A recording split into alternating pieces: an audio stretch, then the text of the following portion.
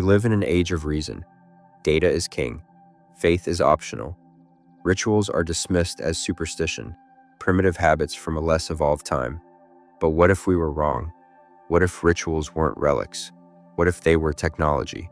Not mechanical, energetic, not about belief, but resonance.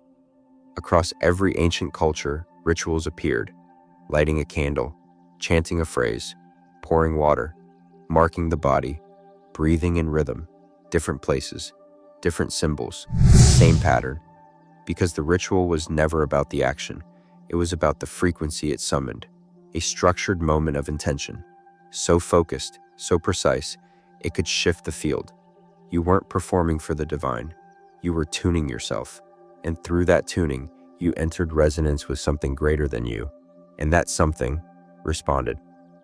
If this part made you wonder what small habit in your day already carries ritual power, comment. I have already begun, because a ritual doesn't need ceremony, only consciousness. The power of ritual isn't mystical, it's neurological, biological, energetic. Your brain loves pattern, it craves it, because pattern means predictability, and predictability means safety. When you repeat an action with focus and intention, you activate the parasympathetic system. The body relaxes, the mind becomes still, your field opens. Repetition creates coherence, rhythm entrains the heart, the breath synchronizes the brain, and the nervous system enters resonance. Even symbols have power. A candle isn't just wax, it's fire, light, heat, memory. Your brain associates it with sacred space, even if you've never been told why. The sound of a bell, the scent of incense, the taste of salt. They're not decoration, they're sensory code. They activate archetypes, they awaken ancient templates, because your body remembers what your mind has forgotten. This is why rituals work even if you don't believe in them, because belief is not the engine, repetition is, resonance is, presence is. And the field doesn't care what you believe, it responds to what you embody. If this part made you feel why small repeated acts shift big inner states, comment. My body knows the code, because you don't have to understand the symbol, you have to carry the signal. They had no internet, no trade routes between them, thousands of miles apart, thousands of years apart. Yet the rituals looked the same. The Egyptians anointed with oils, the Mayans traced sacred circles in the earth, the Druids sang into stone, the Vedic priests chanted into fire, the Taoists moved breath through form, the Sufis whirled, different names, different languages, same structure, a repeated gesture, aligned with breath, focused with intention, timed with cycles, moon, sun, seasons. Why? Because ritual didn't come from culture, it came from consciousness. These people weren't copying each other, they were tuning into something timeless, an archetypal intelligence, a spiritual physics. They discovered, without knowing each other, that certain rhythms open certain doors, that certain chants harmonize certain energy centers, that offerings, gestures, movement, sound aren't symbolic. They're mechanical. They engage the field. The ancients didn't need science, they had attunement, and they understood that when the inner and outer are made coherent, the veil between worlds thins. If this part made you feel like your ancestors left you maps and movement, comment. I remember the rhythm. Because the ritual didn't survive because it worked. It survived because it always worked.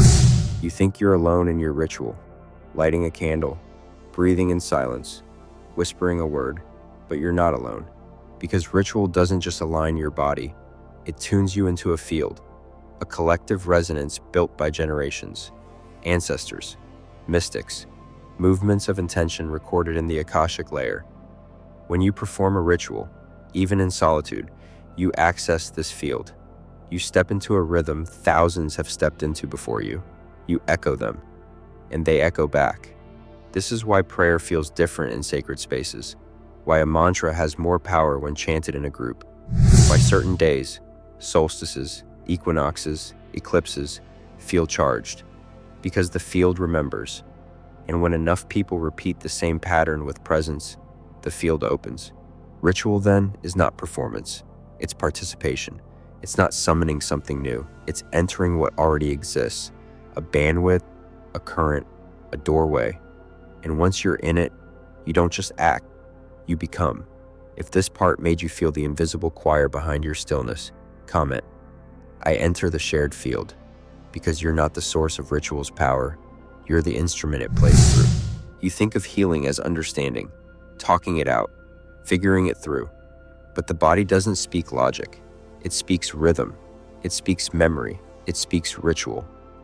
Every trauma you've carried, every belief you inherited, every story you didn't choose, lives in pattern, in breath, posture, reaction. You flinch before you think. You tighten before you name the fear. And this is where ritual becomes medicine, because it bypasses the intellect. It speaks in the language of the limbic brain, pattern and repetition.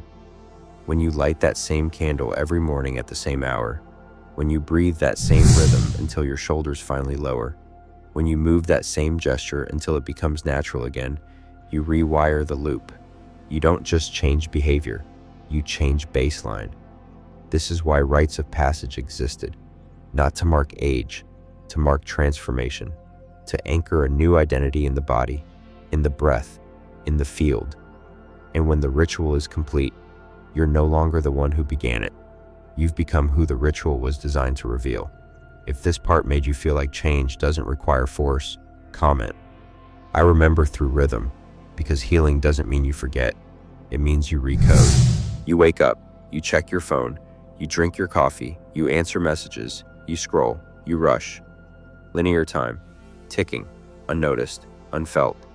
But then, you stop. You strike a match, you light a candle, you breathe 3 times. You whisper a phrase, and suddenly, you're not in the day anymore. You're in the now. This is the hidden magic of ritual. It reshapes time. It carves a container out of the infinite. It takes the ordinary, a moment, and makes it sacred. Not because the act is special, because your attention is. Ritual creates kairos, not chronological time, but vertical time. Time outside time. A pocket of presence where the divine can enter. This is why rituals mark thresholds. Birth, death, union, letting go. Because in ritual, time doesn't just pass, it transforms.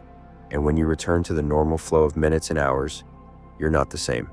Because while time moved around you, something in you stood still long enough to realign. If this part made you realize why even 2 minutes of stillness feels eternal, comment, I step outside time. Because ritual doesn't freeze the clock. It rewrites what the moment means. Space is not empty, it remembers. Walk into a cathedral, or a centuries-old temple, or a home where generations have gathered in silence. Feel it, not in what you see, in what you feel. The walls hum, the air thickens, the silence speaks, because ritual leaves residue. Frequency embeds itself. Space holds imprint. This is why sacred spaces exist, not to impress, to contain. Ritual doesn't just happen in space, it charges it. Every time you repeat a gesture in a place, you program that space, your room, your altar, your corner by the window. The more you return with presence, the more the space opens, listens, responds. This is why temples become portals, why shrines feel alive, why even a circle drawn in dust can become a doorway. Because space, when treated with reverence, responds with coherence. It becomes a mirror, not just of your actions, but of your intention. And when intention meets memory in place, ritual becomes amplified.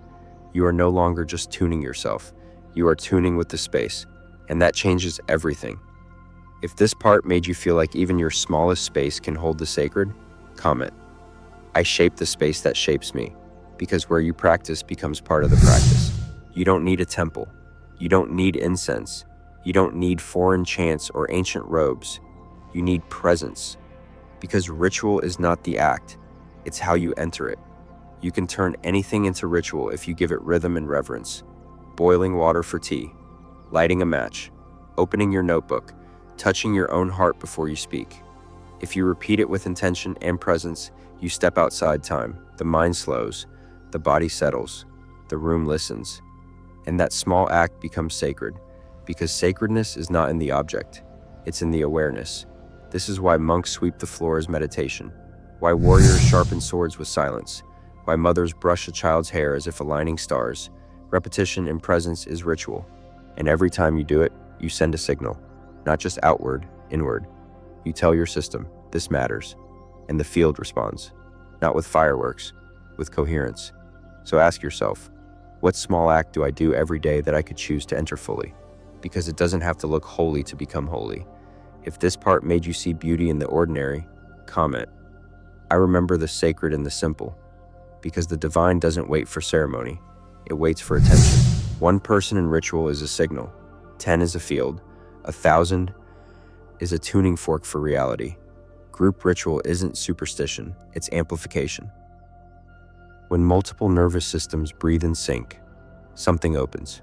The heart rhythms entrain, the brain waves align, the energy fields merge. And when intention becomes collective, the field listens louder. This is why ceremonies mark turning points, why festivals shift mood, why prayer circles affect emotion, and mass meditation affects weather. It's not wishful thinking, it's frequency mechanics. The more coherent the group, the more impact the resonance. Not louder, deeper, not flashy, focused. This is why ancient cultures gathered, to dance, to sing, to mourn, to bless, not just to feel together, to create together, because ritual in numbers builds momentum, and momentum reshapes the grid. It clears distortion, restores coherence, anchors possibility into form. If this part made you feel how needed your presence is in collective spaces, comment, I am one with the rhythm, because you don't have to lead the ritual, you only have to show up. You think you control your life with your mind, but most of what you do is pattern, unconscious, embedded, autopilot. And this is where ritual becomes powerful. It reprograms the autopilot, because ritual bypasses the intellect and speaks directly to the subconscious, through repetition, through rhythm, through symbol. Every time you perform a ritual with presence and consistency, you're not just doing something, you're saying something to yourself, to the parts of you that don't trust change, to the inner child still holding fear, to the shadow still stuck in an old loop. And the message is simple. This is who I am now, not in words, in action. The subconscious doesn't understand theory, it understands experience. So when you light the candle, when you write the same phrase, when you breathe that rhythm every day, you're making a promise, a contract. And the more you honor it, the more your unconscious accepts it as truth. You no longer try to change. You live the change. You signal it with your body. And the deeper self follows the signal. This is how ritual shifts identity, not by affirming who you want to be, but by embodying it until even your inner resistance starts listening. If this part made you feel that small rituals carry silent vows, comment, I speak through my signal, because transformation doesn't ask for belief, it asks for consistency. Not all rituals are sacred. Some are unconscious, some are inherited, some are rehearsals for limitation. Think about it. The way you talk to yourself every morning is a ritual. The anxiety loop you replay every night is a ritual. Scrolling your feed the moment you wake is a ritual. Done with consistency, with repetition, with emotion, but without awareness. These are rituals of dissonance, loops of contraction, ceremonies of forgetting, because ritual is neutral. It's a tool, and a tool amplifies whatever you use it for. This is why certain cultural or religious rituals have become hollow, performed out of habit, fear, or obligation. No presence, no coherence, just motion. And motion without meaning doesn't open the field, it clutters it. This is also why people sometimes stay stuck in toxic patterns, because their subconscious thinks it's sacred. It was repeated, it was emotional, it was charged. So the system believed it mattered. To break these rituals, you don't need violence. You need clarity. Replace them, rewrite them, reclaim rhythm in your favor, because every ritual, sacred or shadowed, starts the same way, a repeated choice. If this part made you recognize rituals you didn't know you were keeping, comment, I reclaim the rhythm, because every cycle you end makes space for the one you choose. Now you know, ritual isn't superstition, it's architecture, it shapes space, it sculpts time, it reprograms identity, it speaks to the field, not through effort, through rhythm. You don't need to go far, you don't need to learn something new. You already have rituals. The question is, are they conscious? Are they sacred? Are they aligned? Do they return you to yourself or repeat who you're not? Because every ritual, no matter how small, leaves residue. It sends a signal. It shapes the grid. It writes into your records. So today, what will you ritualize? Not just once, every day. The first breath, the first word, the way you enter a room, the way you prepare food, the way you touch your own skin. Make one thing sacred and let it ripple, because ritual is not about religion. It's about resonance. You are not here to perform. You are here to tune, to shape reality through rhythm. And that rhythm starts with the smallest act, done with the greatest presence. If this journey made you feel the quiet power of repeated intention, comment. I choose what echoes, because every gesture is a seed, and ritual is how you plant it into the field.